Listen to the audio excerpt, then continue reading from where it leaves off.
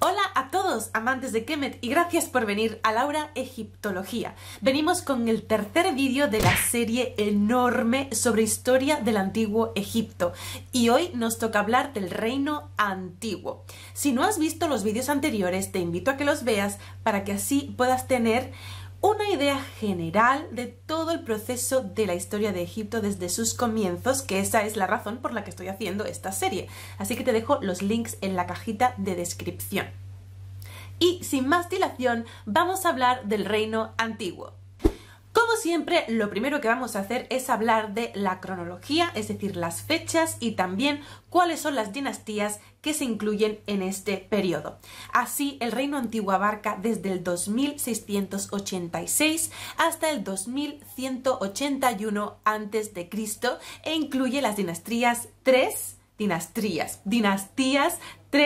4, 5 y 6. ¿Y por qué aquí se hace una diferenciación? ¿Por qué se diferencia el periodo antiguo, que es el reino o periodo tinita, con este, que vendría a ser el reino antiguo? Pues la diferencia forma parte de una convención egiptológica, ya que ahora empieza a construirse obras monumentales en piedra, algo que antes no ocurría, o por lo menos aquí tenemos la primera evidencia, pero no solamente a esto, que podríais decir, pues vaya superficial, sino también a ciertos cambios políticos, administrativos y socioeconómicos.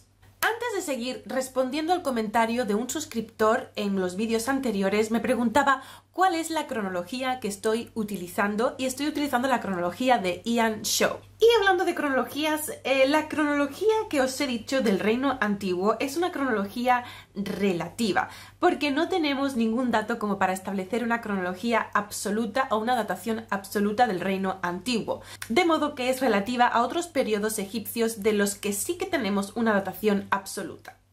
Teniendo esto en cuenta, vamos a hacer un recorrido por todo el reino antiguo, empezando por la dinastía tercera. La dinastía 3 abarca desde el 2686 hasta el 2613 a.C. y los reyes que se sitúan en esta dinastía son Nebka, Zoser, Sehemhet, Jaba y Uni. El cambio de mayor relevancia que se da durante este momento va a ser la primera construcción en piedra, que va a ser la pirámide escalonada de Zoser. Si bien tenemos referencias egipcias a un edificio de construcción en piedra anterior, quizá de la época de Hasegemui, que vendría a ser nombrado como Men-Necheret, pero no tenemos más información sobre este edificio y tampoco sabemos si se llegó a terminar. Por lo tanto, podríamos decir que el primer edificio construido en piedra y terminado de la historia de Egipto es la pirámide escalonada de Zoser, que supongo que conoceréis muy bien y que fue construida por el arquitecto de Zoser, el sacerdote de Heliópolis, Imhotep. Si queréis conocer más sobre este personaje tan importante para la historia de Egipto, os voy a dejar ahí en la tarjetita, creo que saldrá ahí o ahí, no lo sé, el link, un enlace al vídeo que tengo hablando de este personaje histórico Imhotep, que fue divinizado. ¿De qué nos habla esta construcción en piedra, la pirámide de Saqqara? Pues nos habla de una sociedad fuertemente estratificada y jerarquizada, en la que el punto más alto sería el rey, que es el dios en la tierra. Es una persona que se considera dios y que además se reserva para su exclusividad una categoría de tumba, una categoría de enterramiento. Además, este tipo de construcción o enterramiento se toma como referencia para el resto de reyes que vienen detrás de Zoser. Lo que pasa es que los reyes que sucedieron a Zoser gobernaron durante un tiempo muy corto y por eso sus pirámides no se llegaron a terminar. Os voy a poner un ejemplo muy interesante que viene a ser la pirámide de Sehemhet, que está situado cerca del complejo templario piramidal de Zoser, también en Saqqara, al sur, y en cuyo interior, específicamente en las cámaras subterráneas de su pirámide, se hallaron sellos de arcilla con el nombre de este rey, Sehemhet, y por eso se sabe que es suya la pirámide. Vamos entonces con la dinastía cuarta. Vemos que la dinastía cuarta se extiende desde el 2613 hasta el 2494, que me quedo sin aire, antes de Cristo. Y sus reyes van a ser quizá algunos de los reyes más famosos de la historia de Egipto y que probablemente conoceréis. El primero es Snofru y luego encontramos a Jufu, más conocido como Keops, a Yedefra, a Jaefra, más conocida como Kefren, a Menkaura, más conocida como Micerinos, y por último a Shepsekaf. Podemos decir que la primera pirámide egipcia con forma piramidal per se es la pirámide roja de Snofru, que se sitúa en Dashur, al sur de Saqqara. Pero este rey, que además gobernó por bastante tiempo, no construyó solamente esta pirámide, sino una más con seguridad, que viene a ser la pirámide romboidal, también situada en Dashur. Hay una tercera pirámide que se atribuye a este mismo rey, que vendría a ser la de Meidum. Con el sucesor de Snofru llegamos a Keops, es decir, a Jufu. Jufu es el nombre egipcio y Keops es el nombre griego. Y con esto llegamos a quizá el punto más álgido, el culmen más espectacular de lo que vendría a ser una construcción piramidal en Egipto, que vendría a ser la Gran Pirámide de Giza, cuyo arquitecto fue Gemiunu, quien además se enterró en una gran mastaba muy cerca a la pirámide de su señor. Pero el sucesor de Jufu, Yedefra, decidió no enterrarse en la meseta de Giza y se construyó su pirámide al noreste de esta zona, exactamente en Abu Rowash. Si os fijáis en el nombre de este señor, Yedefra, ya incluye el nombre de Ra en su propio nombre y además es el primero que adquiere el epíteto hijo de Ra, algo que será muy importante para además comprender un poquito cuál es el proceso del desarrollo de la religión durante esta época y además de la importancia que tienen los sacerdotes de Ra también durante este periodo. Descendientes de Jefra vienen a ser Jaefra, que es Kefren, y también Menkaura, que es Micerinos, ambos también incluyendo en su nombre el nombre de Ra y también utilizando el epíteto hijo de Ra. Estos dos reyes deciden también enterrarse en la meseta de Giza con la pirámide de Jufu. Así encontramos en la meseta de Giza estas tres pirámides: la de Keops, la de Kefren y la de Micerinos. Cabe destacar que la pirámide de Menkaura, es decir, la pirámide de Micerinos, que vendría a ser la más pequeña de la meseta de Giza, fue terminada por su sucesor, Shepsekaf, quien decidió no enterrarse en una pirámide, sino en una mastaba gigante con forma de sarcófago, lo que no se sabe exactamente por qué y llama bastante la atención. Con esto quiero hacer un inciso, hablaremos de todo el desarrollo político y socioeconómico un poco más adelante a lo largo del vídeo, pero ahora sí que me interesaba hacer un recorrido a lo largo de todas estas dinastías para que veáis de una manera general cómo es la evolución de la arquitectura, lo que es bastante relevante en esta época, ya que muchas veces es solo esta información la que tenemos durante periodos específicos dentro de cada dinastía. Sí es cierto que a partir de ahora, en las dinastías quinta y sexta también tenemos información de carácter más social, mientras que en la dinastía tercera y cuarta tenemos información más puramente constructiva y monumental, quitando excepciones, como la excepción del papiro que nos habla de la construcción de la Gran Pirámide, del que también tenemos aquí un vídeo y te dejo por ahí el enlace. Y sin hablar más, que hablo mucho, vamos a pasar a la dinastía quinta. La dinastía quinta se extiende desde el 2495 hasta el 2345 a.C. Sus reyes son Userkaf, Saurre, Neferirkarre-Kakai, Shepsekarra, Neferefra, Niuserre, Menkauhor, Yetkare-Isesi y Unas. Durante este periodo, los reyes prefieren crear sus pirámides en otra zona que es Abusir. De esta época tenemos información muy relevante con respecto a la administración de un complejo templario piramidal, gracias a los papiros que se hallaron en la pirámide de Neferirkarra, que si bien esta pirámide está interminada, se encontraron allí papiros que nos hablan sobre la administración, los sacerdotes que trabajaban allí, el inventario, el equipamiento, etc. Durante este periodo los complejos templarios son aún más importantes. Luego veremos cómo todo esto de las construcciones de las pirámides tuvo un impacto sobre toda la administración del país y sobre toda la historia en este momento del país y del Estado. Es algo impresionante y parece que todo empezó a girar conforme al culto en los complejos templarios piramidales y, por supuesto, a la economía tan fuerte que se necesitaba para poder llevar a cabo estas construcciones. Si no se tenía un gobierno centralizado y si no había pues un momento de bonanza económica, todo esto podía echarse a perder, como veremos más adelante. De modo que aquí vemos la importancia que tienen todos estos complejos piramidales, la importancia que va adquiriendo también el sacerdocio, y es especialmente los sacerdotes locales que empiezan a ser, no sabemos por qué, beneficiados por parte del rey, que ahora empiezan a recibir tributos por parte del rey, tierras, bienes, incluso no tienen que pagar ciertos impuestos. Sabemos que los sacerdotes adquieren quizá más importancia, más preponderancia o más poder, no lo sabemos exactamente, pero lo que sí sabemos, gracias a las evidencias arqueológicas, es que hay más cantidad de mastabas perteneciente a sacerdotes, son más grandes, relevantes, están decoradas y además entre ellas podemos destacar el ejemplo de la mastaba de Ptahshepses, muy bien decorada, que se sitúa en Abusir de tiempos de Nusserra.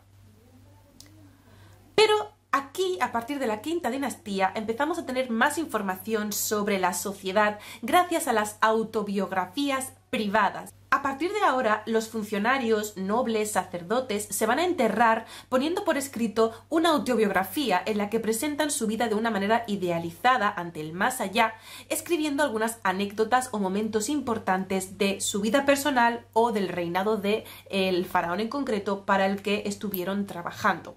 Y esto nos va a dar mucha información muy especial e importante sobre cómo funcionaba la sociedad en este momento. Como os decía antes, de las dinastías tercera y cuarta no tenemos tanta información porque no hay tantos registros. Sin embargo, a partir de ahora tenemos más información y esto es muy importante a destacar. Luego diremos un ejemplo de una de estas autobiografías. Pero las autobiografías no son los únicos textos relevantes de esta época, porque también en la dinastía quinta se empieza a poner por escrito, y son las primeras evidencias de los textos religiosos más antiguos de la historia de Egipto, que son los textos de las pirámides, que como su nombre indica, se inscribían y se reflejaban en relieves en el interior, en las paredes internas de las pirámides. Especialmente el primer ejemplo que tenemos es el de la pirámide del último faraón de la quinta dinastía, Unas. Si queréis tener más información sobre los textos de las pirámides, lo importante que son y sobre qué tratan, os voy a dejar aquí un link en la tarjetita para que podáis ver un vídeo que tenemos en este canal exclusivamente sobre este tema. Y sin más dilación, sigamos con la historia del reino antiguo. Vamos entonces con la dinastía sexta, que se extiende desde el 2345 hasta el 2181 a.C. Durante esta dinastía encontramos a los faraones Teti, Userkarra, Pepi I, Merenra, Pepi II y Nitocris. Es posible que ya hubiera una relación entre el último faraón de la quinta dinastía y el primero de la sexta dinastía, y puede ser que esa relación sea una princesa, Ipi, que probablemente era la hija de Unas y que se casó con Teti. Los reyes de esta dinastía, por supuesto, continúan construyendo complejos piramidales y continúan utilizando los textos de las pirámides en su interior. Durante este periodo, además, es posible que el centro administrativo cambiara un poquito más al sur, pero sí que tenemos razones para pensar que en este momento Egipto empieza a vivir momentos de dificultades. Para acercarnos a estos hechos tenemos la autobiografía de Bueni, que nos habla de una conjura en contra del rey Pepi I por parte de una de sus esposas. Pero no solamente eso, como os comentaba antes, durante este momento las autoridades locales empiezan a adquirir más y más poder. De hecho, durante el final de la quinta dinastía y ya durante todo este proceso de la sexta dinastía encontramos que hay un nuevo cargo importante en Egipto que viene a ser el supervisor del Alto Egipto, que, bueno, el Alto Egipto, como sabéis, es el sur de Egipto. En este momento tenemos el centro administrativo, la capital, situado al norte, por lo tanto, aquellas localidades situadas en el Alto Egipto eran las que más relevancia empezaban a tener, por lo tanto, había que tenerlas bien controladitas. Luego veremos el final y el desenlace del reino antiguo con el principio del siguiente periodo, el primer periodo intermedio, en el siguiente vídeo, pero antes de terminar, todavía no hemos terminado, vamos a hablar de la economía de Egipto durante este periodo y también de la política exterior. Cabe decir en este vídeo que la economía de Egipto no estaba basada en la esclavitud. El mantenimiento de los obreros y la construcción de tales obras monumentales como son las pirámides exigió un esfuerzo grande sobre la producción de alimentos y los cultivos del país, ya que no toda la fuerza estaba disponible para trabajar el campo. Al mismo tiempo, las técnicas agrícolas seguían siendo las mismas, de modo que el aspecto que más desarrollo tuvo en estos momentos fue precisamente el administrativo. Al mismo tiempo, se desarrolló el sistema de recaudación de impuestos, como os podéis imaginar, lo que se hizo a través de los grandes centros o localidades del país que pasaron a formar parte de la administración de las diferentes regiones del país. De ahí que empezaran a tener más y más importancia y poder. Este proceso tuvo su auge entre las dinastías tercera y cuarta y empezó a entrar en decadencia con las dinastías quinta y sexta. Por último, hablemos de la política exterior. Se llevaron a cabo expediciones, viajaron al exterior de Egipto, tenían contactos con el extranjero, pues sí. Durante el Reino Antiguo, en la dinastía quinta, se mantuvo contacto con tierras extranjeras y se enviaron expediciones en diferentes zonas. Traían turquesa y cobre de Wadi Magara y Wadi Harit en el Sinaí. En tiempos de Saurre y de Neuserra se envió una expedición además al país del Punt, con el objetivo de conseguir bienes exóticos como malaquita y mirra. Se tenían contactos con biblos, entre otros lugares. Y además, durante este periodo, durante la sexta dinastía, durante el reinado de Djedkare y Sesi, también se volvió a llevar una expedición al país del Punt. Para que veáis que luego esto será bastante relevante porque no se va a regresar al Punt hasta el Reino Medio. Pero bueno, eso es tema para otros vídeos. Espero que te haya gustado este vídeo y que con esto tengas una idea de cuáles son los aspectos más relevantes del proceso histórico del Reino Antiguo. Os repito que habrá muchos vídeos nuevos con respecto a esta serie. Van a ser 11 y llevamos 3, así que nos queda todavía mucha historia de Egipto por contar. Y para no perderte los próximos periodos egipcios y al final de toda esta serie tener una idea general de toda la historia de Egipto, te invito a que te suscribas a este canal si no lo has hecho todavía y dale a like a este vídeo para que así yo pueda ver que os gusta y que realmente estáis interesados en que os cuente la historia de Egipto por completo de una manera más seria. Quiero decir además que me hacía mucha ilusión hacer esta serie. Es algo que comencé hace años cuando empecé este canal, pero lo abandoné porque sí es cierto que tenía pues la necesidad de hacer que de mi canal llegara a la gente, porque en esos comienzos me veía mi madre y pocas personas más, y la verdad pues no iban a tener demasiada difusión y claro, al ser el principio pues esos vídeos eran demasiado cutres, por así decirlo. Pero luego empecé a focalizarme más en contar la historia cotidiana de Egipto, aspectos de la religión de Egipto, que a lo mejor son los aspectos más populares y que más interesan al gran público. Pero teniendo ya tantísimos vídeos, porque vamos ya camino de los 300 vídeos sobre Egipto en este canal, sí que me interesaba crear ya una serie seria, sí, exacto, contaros la historia de Egipto desde sus comienzos hasta su final de una manera general, sí, pero profundizando un poquito para que tengáis al final de todo esto una idea de cuál es todo el proceso sociopolítico-económico desde que se crea Egipto con su primera unificación política hasta el final con la conquista romana. Así que estamos en esto, estamos en esta intención de comunicaros la historia de Egipto de una manera más o menos distraída. Y bueno, pues quiero daros las gracias a todos vosotros por estar viendo esta serie, porque sé que a lo mejor no es la más divertida, ni tampoco es la más, digamos, sensacionalista, popular. Tengo otros vídeos a lo mejor más sensacionalistas, pero estos vídeos no están siendo a lo mejor para la mayor parte del público, pero sin embargo los que estáis ahí, que sé que queréis aprender de una manera más exhaustiva, os agradezco que estéis ahí. De verdad, muchísimas gracias por esto. Un beso enorme y nos vemos en el siguiente vídeo. Irek Heru Nefer.